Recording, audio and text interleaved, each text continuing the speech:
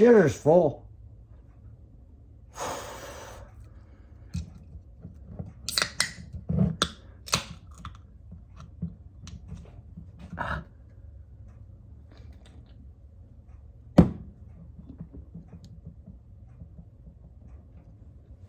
I'm just created a playlist for the Punxsutawney trip that Victoria and I took over the Thanksgiving weekend.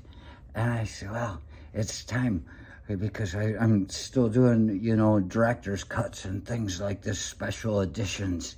And I said, I gotta make a goddamn playlist. So I created one. And while this movie was processing and things, it's, you gotta do something with the time you have, otherwise you're gonna be up all night. So I was making use of the time. And I go in, I'm looking at the videos that have Punxsutawney in them. And I look and I see one in the garage, and it's called like Pittsburgh versus Ohio, Pennsylvania versus Ohio. And it's in the garage, or the studio. I started paying the rent again, so I can call it the studio.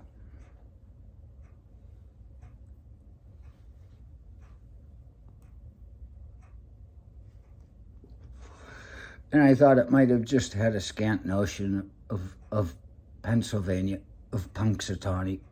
I wasn't sure if it should even be in this playlist. And you realize, used to be a time when I could tell you what the title of a video was by the content, or I could tell you the content by the title, but it's just become too much. I'm like, shit. You gotta understand, sometimes I'm gonna forget what I did altogether. It's just tabula rasa. Cleansing of the palate, kill off the weak brain cells, those that don't mean much, if we can keep driving on and attain more knowledge. And so I decided I had to watch this damn thing just to be sure it was worthy of the Punxsutawney adventure. And I'm watching it, and here I come. I pick up the Punxsutawney Spirit newspaper that I picked up outside of the Punxsy restaurant. When I went out for a cigarette, I always do that when I'm waiting for my food, because, well, usually when you're done with it, you come out and you're sitting down and they're bringing it right to the table. No better way to get a bus to arrive than to spark up a cigarette, But there's the Punxsutawney fire truck, but I talked about how this kittening woman pleads guilty. Oh, I forgot to tell you, when I bought this, I stepped out to have that cigarette, and I looked down at this old newspaper machine that you put quarters in and push the button, and it pulls down and you take out your paper. And I saw only one. I said, oh my God, I have to have that fucking paper. And so I ran to my car, got the 3/4 and come back, and I opened it up, and I really wasn't sure if it was even gonna work, because it's so Brigadoon style type stuff, old fashioned. You don't see it much anymore. And it worked. And I grabbed that paper, and I thought it was gonna say, please replenish. But there were two more that slid under there in a way that I couldn't see them. I thought I was on the verge of getting the very last paper, but I left 2 for others, and that makes me feel good, because now even the next guy shows up. He's not forced with taking the last one, last cupcake. You don't want to be the guy that says, back off, it's mine. You'd rather it be there was another one before the last one. But this kittening woman talks about how she ran down a guy, killed him, and on a motorcycle. He was on a motorcycle. She pulled in front. It wasn't, she pled guilty. It was just one of those things, you know. Motorcycles are hard to see. I know. I ride one. And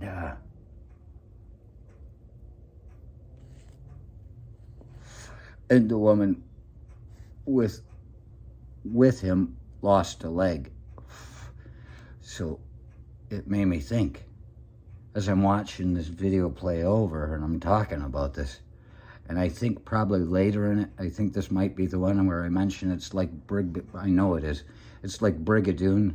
If you haven't seen the TV, the movie Brigadoon, which Mr. Bertagnoli had us watch in chorus class for the kids that couldn't afford to be in band. We watched that movie, and it was this town. This guy walks into this town on the very day, every 25 years, they get 24 hours of reality, you know, of being with the rest of the world. And it's this old-fashioned people, like kind of in The Village, that M. Night Shyamalan guy. It's an old-fashioned people because they only live one day every 25 years. Does this happen? And so this guy shows up, and he's in the community. What a beautiful place. And he runs into the dilemma.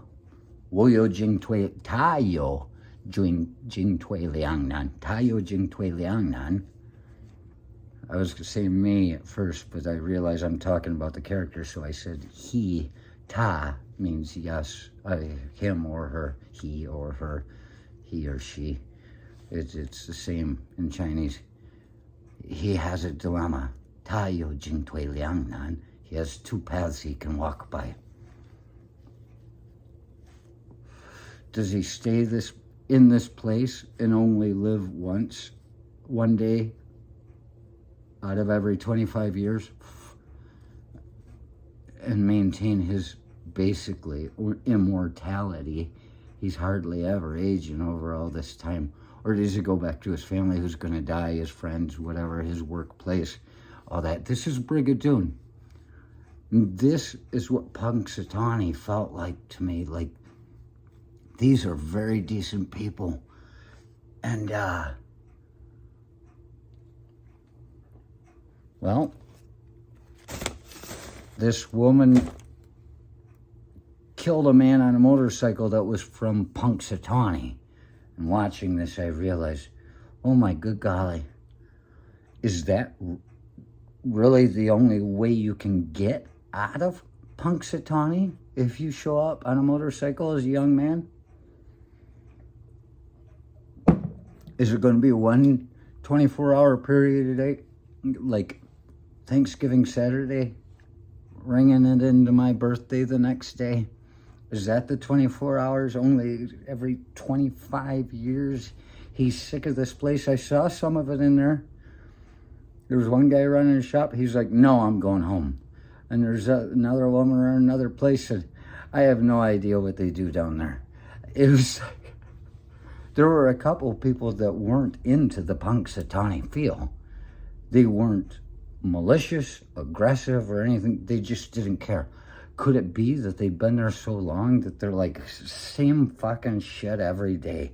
How can I get out of this place? And here comes the guy on a motorcycle. I'm going to get out of this fucking place. And this girl says, me too, take me with you. He says, I don't know if I can carry the weight. She says, I'm going. I can't stay here without you. He says, I don't care if you live or die. Come on, let's go. And so he hits the road and he fucking dies. And he's out of Brigadoon, Punxsutawney. But the girl loses a leg and she's stuck there for the rest of her fucking eternity, basically, on a stump, alone. No man in Brigadoon, Brigadoon wants her. She's like, fuck. That's the only way you can get out of Brigadoon. Evidently, is get yourself killed off. And so then it made me think,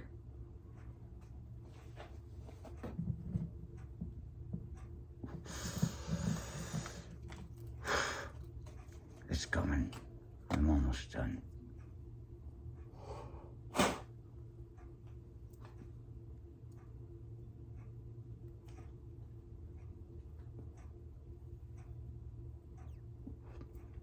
So what then?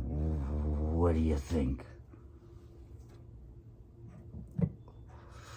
If the only way of getting out of Brigadoon is to die, and you're not in that 25 years anymore, does the place stop existing without anybody living in it? If everybody's gone, is it still there every 25 years for 24 hours, and then it's back into its fucking abyss, whatever's on the other side of this? What if you were the guy to come into Brigadoon and you just needed some time to fucking think?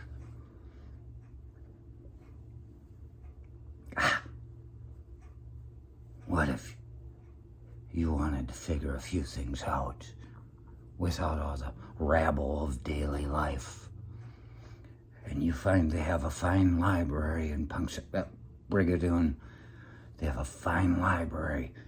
And whatever year it is that you're in, you've got the most up-to-date material. Hell, those people in Brigadoon in the 50s, they had enough information about science to be able to figure out anything that fucking Einstein knew, just given the time.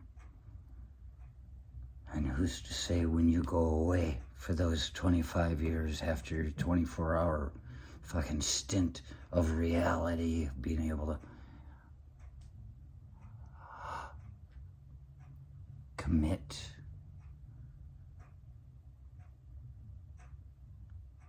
and to confront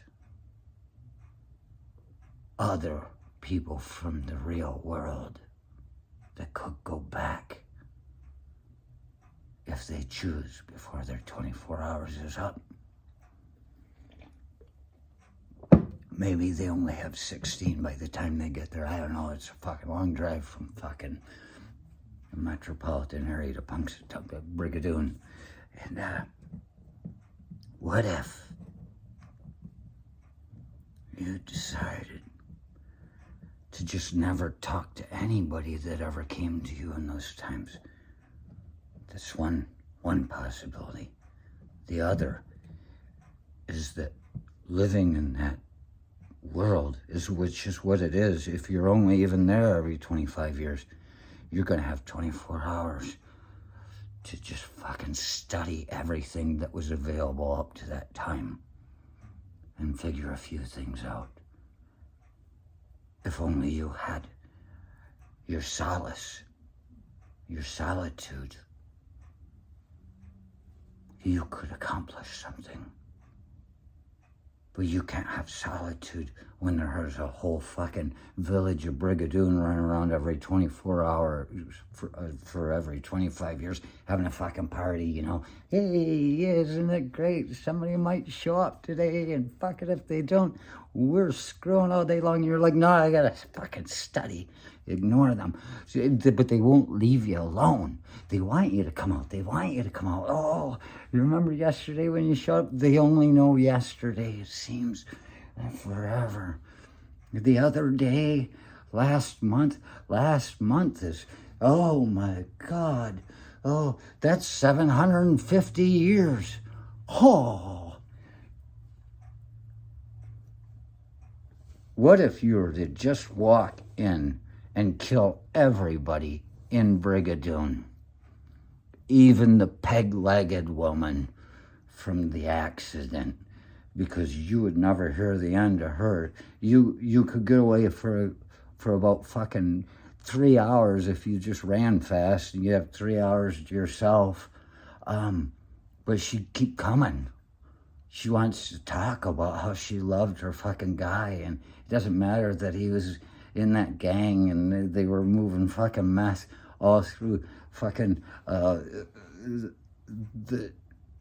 deep east to the Midwest. You have to kill her too.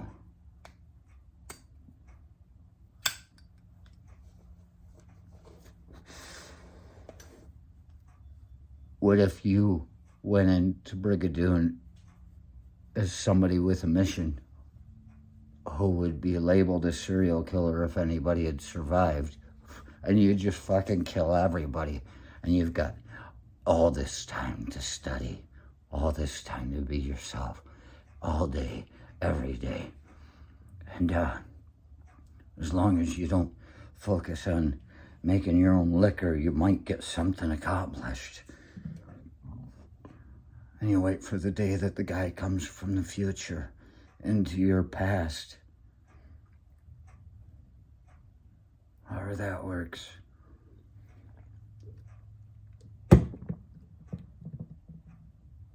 And you could find a way to make things better. Not just for Brigadoon. Not just for Punxsutawney.